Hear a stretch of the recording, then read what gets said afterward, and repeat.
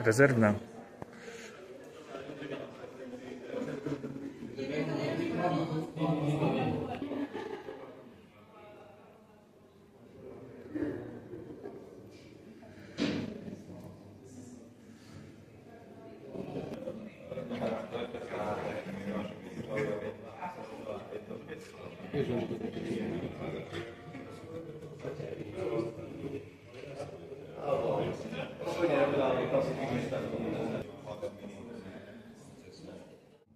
Športovky a športovci.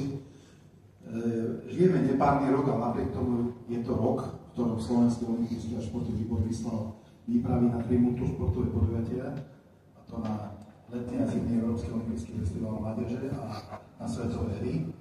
A pri tejto príležitosti jednak Ministerstvo cestovného ruchu a športu a jednak Slovenský olympijský a športový výbor by si rád uctil a poďakoval sa športovcom, ktorí na všetkých podujatiach veľmi úspešne reprezentovali. Na úvod mi dovolte, aby som privítal hostí, štátna tajomníčka Ministerstva cestovného ruchu a športu pre šport, pani Ivana Šuchliarská-Libiaková,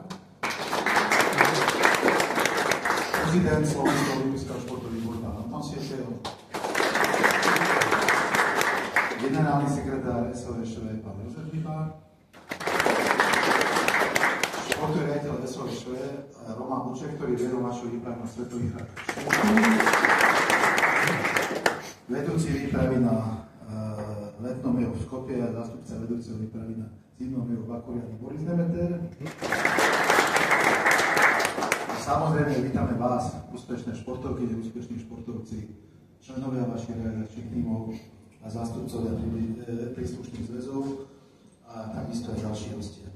Na úvod by som povedal, že EOF je multišportové mládežnícke podujatie pre mládež od 14 do 18 rokov, ktoré má zimnú a letnú verziu. Koná sa vždy v nepárnych rokoch, letný už od roku 1991, zimný má tradíciu o 2 roky kratšiu. Toto podujatie organizuje Európske olympijské výbory. Svetové hry sa organizujú každé 4 roky ako olympijské hry. Sú to svetové hry v neolympijských športoch a v neolympijských disciplínach. Organizuje Medzinárodná asociácia svetových hier. V minulosti na nej vysielala výpravy Konfederácia športových zväzov Slovenskej republiky. Odkedy sa stal SOŠV strechou slovenského športu, tak vysiela na výpravy Olympijský výbor. Dovolte teda aj mňa, aby som vás v prvom rade privítal týchto krásnych priestorov Slovenského olympijského športového múzea. A dnes máme veľmi príjemnú udalosť, je to poďakovanie slovenským športovcom za ich vystupovanie na medzinárodných podujatiach. To poďakovanie je samozrejme adresované iba vám, ktorí ste dnes tu, ale chcem sa poďakovať aj vašim rodičom, vašim trénerom, všetkým tým, ktorí sa pričinili o tento úspech. A vy ste si najlepším dôkazom toho, že pri vytrvalosti, pri tom, ako ste viete klásť svoje ciele, sa ten úspech dostali. Ja sa teším, že vaše úspechy sú aj inšpiráciou pre všetkých ďalších športovcov ich snažení a verím, že jedného dňa práve aj oni, aj vy môžete zapísať do histórie slovenského športu aj práve v týchto krásnych priestoroch múzea. Keď ste náhodou ešte nemali príležitosť pozrieť, určite vás veľmi srdečne pozývam. Pani Ivanu Šuchliarsku-Libiakovú, nech sa páči. Dobrý deň, ďakujem veľmi pekne. Je mi veľkou cťou, že tu dnes môžem stáť a privítať vás. Naozaj vaše úspechy sú inšpiratívne a dokázali ste niečo, čo doteraz v histórii asi veľa ľudí nie, a dúfam, že teda to pretavíte aj na tej vyššej úrovni, keď budete starší na tých olympijských hrách. A teda užite si dnešný deň, prajem vám ešte veľa úspechov a pekný deň. Zimného EOF-u, ktorý sa konal v gruzínskom Bakuriani. Na úvod si trošku pripomíname v obrazoch.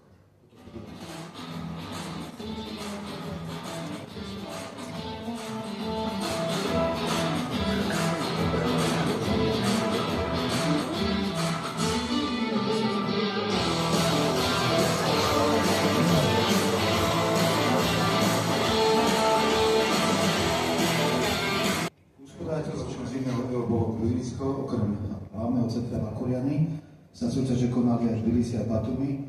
Slovensko reprezentovalo všetkých 7 športovcov, ktorí získali spolu 2 zlaté, 1 striebornú a 1 bronzovú medailu. Bol to pre Slovensko druhý najúspešnejší zimný v histórii. Dovolil by som si teraz pozvať sem dopredu pána prezidenta SVČ Antona Sekala, pani štátnu tajomničku Ivanu Šupšovskú-Lipiakovú, aby dozdali dekrety a vecné ceny od partnerov Michaela Strakova, ktorá získala 2 zlaté medaily, ale Michala napriek mladému veku je plne pripravená na zimné olympijské hry v Milane a Cortine, kam sa chce kvalifikovať nie v biatlone, ale v behu na lyžiach. Takže tu ospravedlňujem, ale máme tu zástupcov ďalších, ktorí sa podielajú na medailách. Jedným z nich bol slovenský tým hokejistov do 17 rokov, ktorý získal striebornú medailu v hokejovom turnaji chlapcov. Tým tu zastupujú manažér Lukáš Pek a hráč Roderick Černák. Takže poprosím vás, pokiaľ ste tu.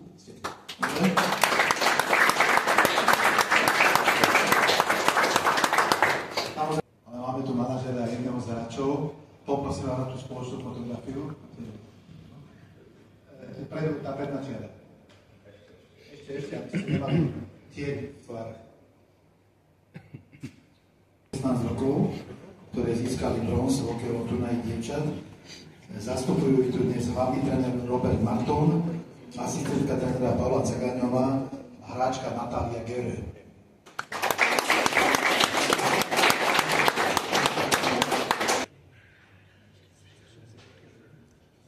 Poprosím vás novú fotografiu spoločne.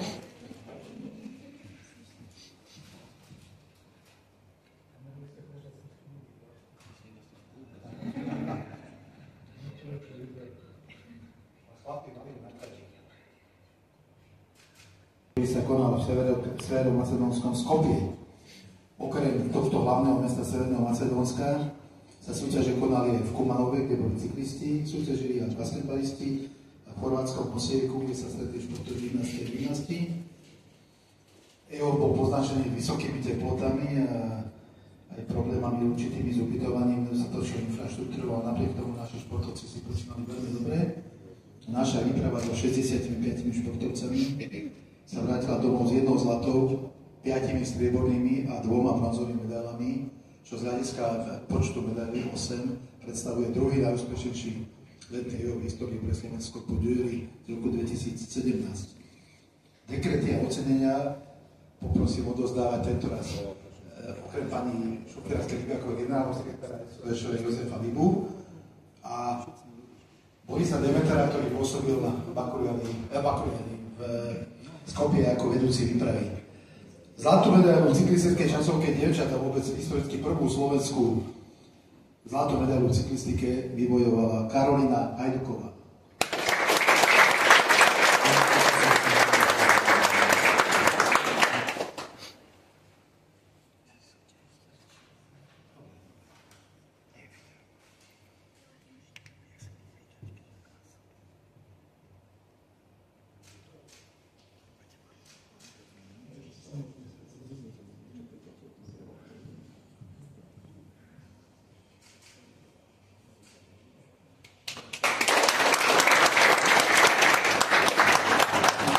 Medailí si vybojoval plavec Filip Gero, ktorý skončil druhý na 400 metrov voľný spôsob aj na 400 metrov polové pretiky.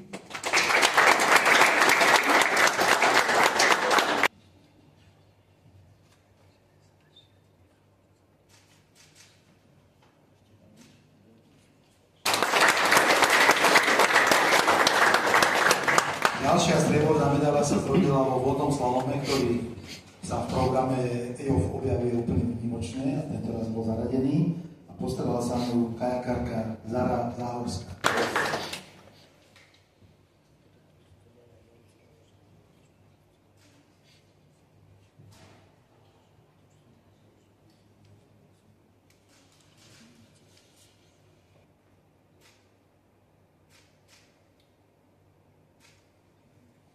Gymnastické súťaže sa konali mimo hlavnej hostiteľskej krajiny, konkrétne v chorvátskom Osieku.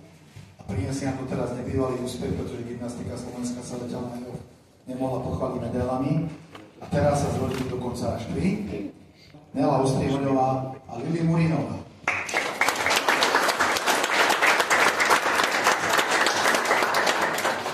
A 2 členky tohto družstva si zároveň vybojovali aj individuálne medaily.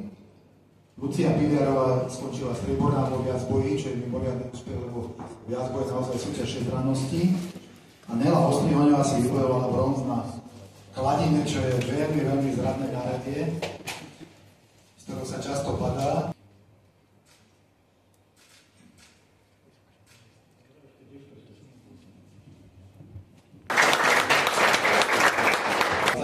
Ráďovnej športov a postarala sa mnou tretím miestom na 100 metrov prekážok Nina Hejčíková.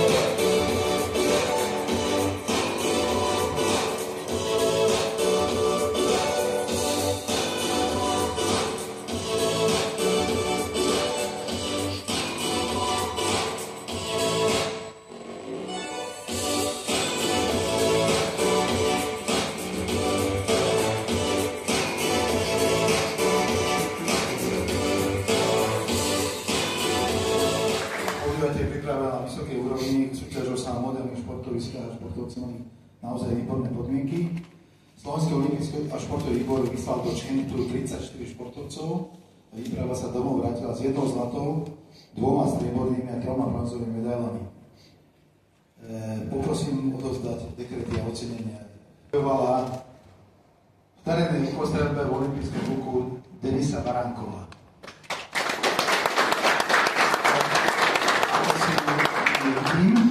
Ako si nevidím, strieborné medaily. V kickboxe v disciplíne K1 do 60 kg Lucia Cmarová.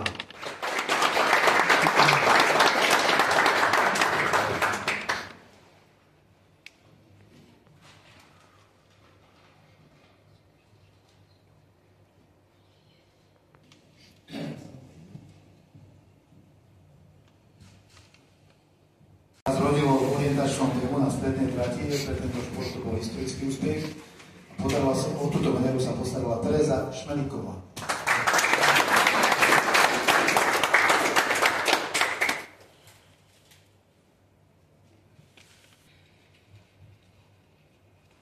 Medaily v Čentu postarali ženy, aj dievčatá dokonca. A z ich radov bola najskúsenejšia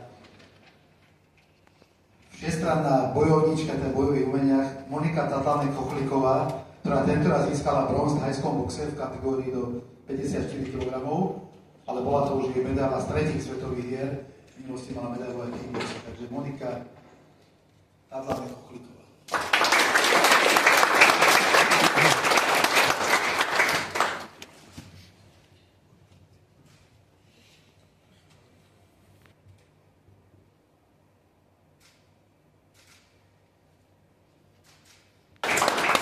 Predtým pokusom STVR z Šentu slovenská verejnosť objavila aj doteraz pre ňu málo známy šport, a to je motosurfing. Teší nás, že Slovensko sa v ňom mohlo pochváliť ziskom 2 bronzových medailí. O jednu sa v pohári národov postarali Marek Škamla a Sára Žuborová.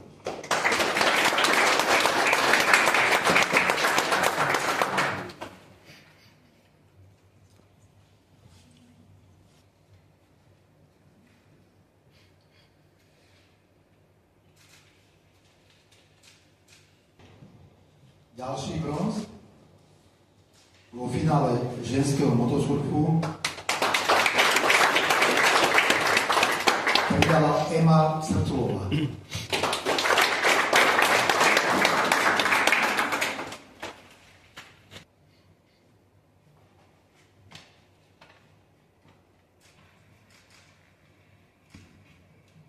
Chceme veľmi srdečne poďakovať za veľmi úspešnú reprezentáciu Slovenskej republiky na medzinárodnej multišportovej scéne, na podujatiach, ktoré zastrešuje účasť na nich Slovenský olimpijský športový výbor.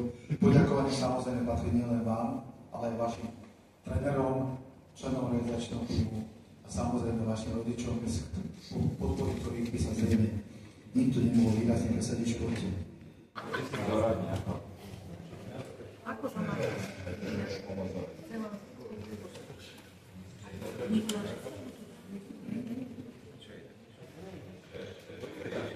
Počkaj, dvaja.